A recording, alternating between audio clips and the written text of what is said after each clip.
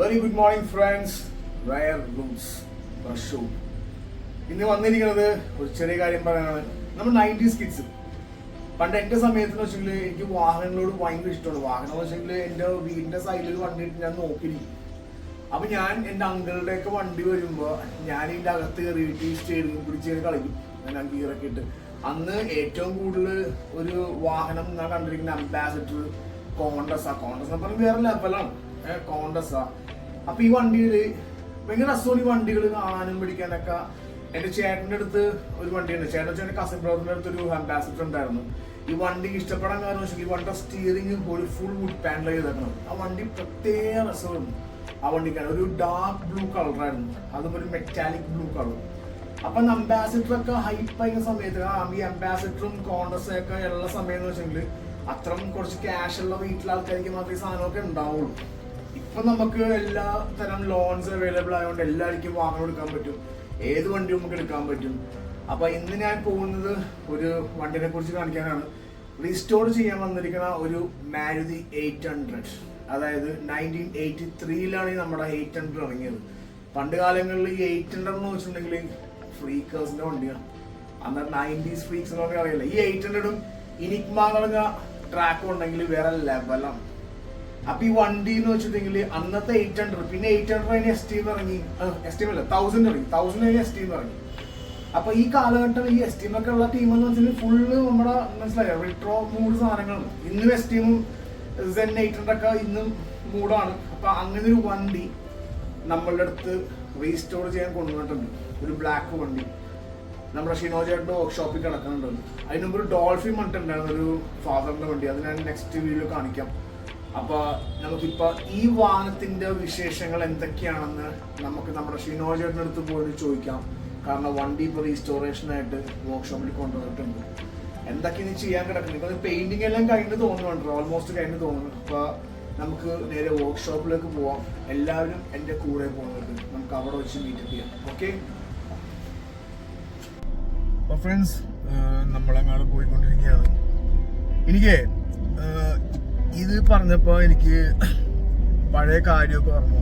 നമ്മള് ശരിക്കും പറഞ്ഞെങ്കിൽ ഞങ്ങൾ പിള്ളേരൊക്കെ ആ സമയത്തൊക്കെ 90s കാലഘട്ടങ്ങളിൽ നമുക്ക് കളി കളിക്കുന്ന പോലെ പ്ലേ സ്റ്റേഷനും ആ സംഭവമൊന്നുമില്ല. നമ്മൾ ഈ പറഞ്ഞ ഗ്രൗണ്ടിൽ ഫുട്ബോൾ, ക്രിക്കറ്റ് ഇങ്ങനെ കളിക്കും. അപ്പൊ ഈ വണ്ടികൾ ഇടുമ്പോൾ ഇതിൻ്റെ അകത്ത് കയറാൻ വേണ്ടി ഭയങ്കര ആഗ്രഹമുണ്ടാവും.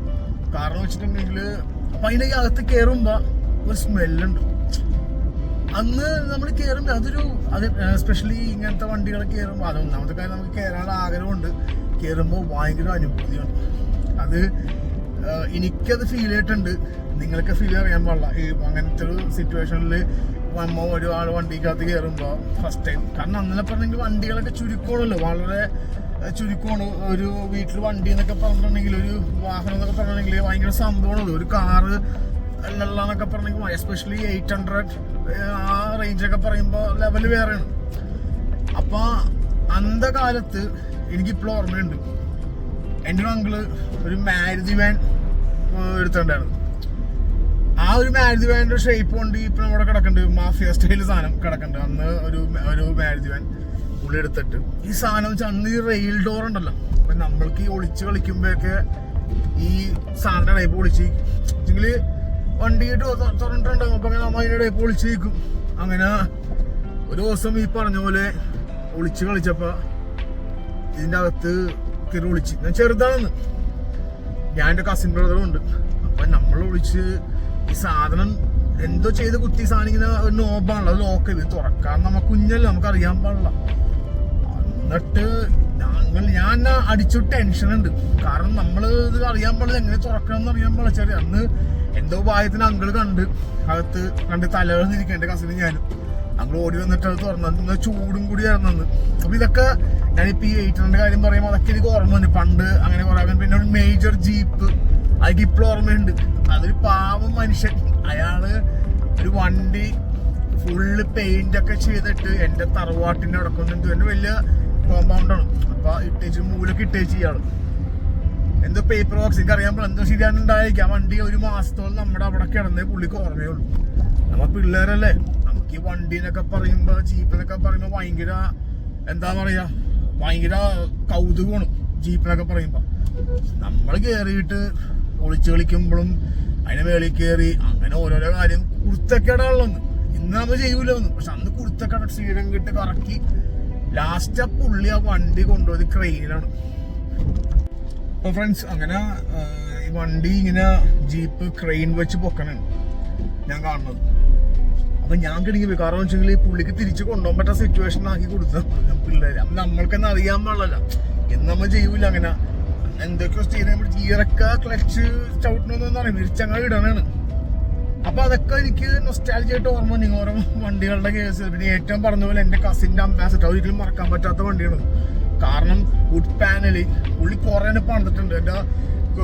എന്റെ സീറ്റിൽ തന്നെ ഫുൾ മറ്റേ റിക്ലൈനർ മൂടത്തെ സോഫ പോലത്തെ സീറ്റൊക്കെ അടിപൊളി സാധനം ഇടുന്നത്.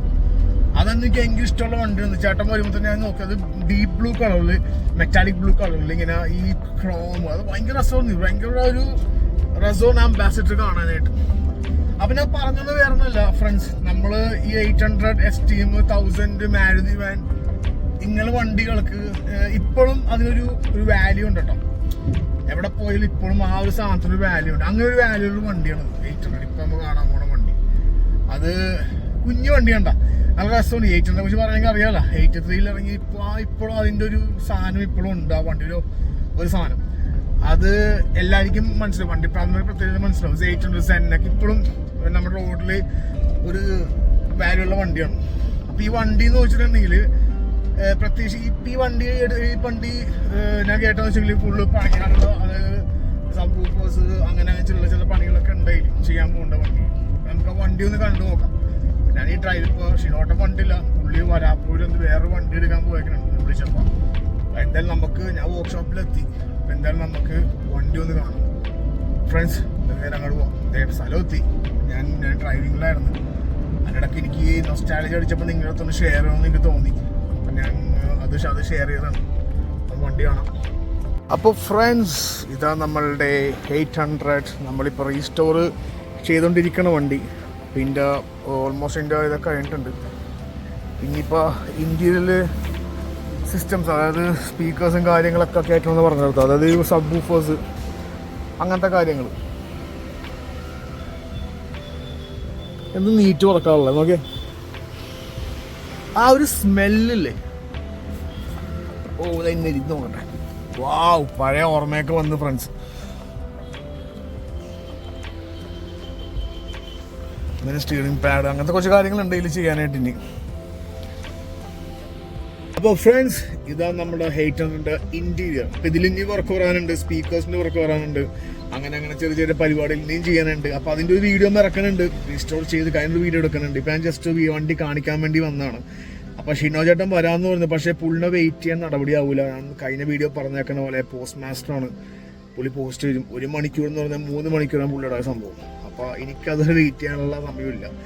അപ്പോൾ ഈ വണ്ടിക്കകത്ത് കയറിയപ്പോൾ എനിക്ക് ആ പഴയ സ്മെല്ലും നൊസ്റ്റാലജി ഒക്കെ അടിച്ച്. കാരണം ഈ 800 ഇപ്പോൾ ഈ വണ്ടി കുഞ്ഞായിട്ട് തോന്നാൻ, അന്ന് ഞാൻ ചെറുതായിരുന്നപ്പോൾ ഈ വണ്ടി വലുതായിട്ട് ഇങ്ങനെ തോന്നി.